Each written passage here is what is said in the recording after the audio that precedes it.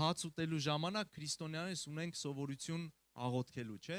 Եվ շատ անգամ ասում ենք Տեր կերակրի աշխարհի բոլոր սովածներին։ Լավ մաղթանք է, լավ կենացա, բայց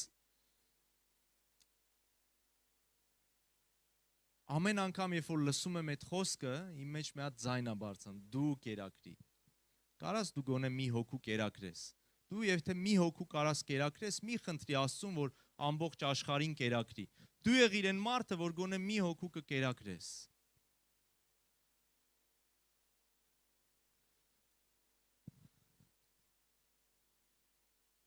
Երբեմն մեզ թվում է Աստծուց շատ մտահոգված ենք ամբողջ աշխարհի համար, ամբողջ աշխարհի փրկությունն ենք ուզում, ամբողջ աշխարհի բժշկությունն ենք ուզում, ամբողջ աշխարհի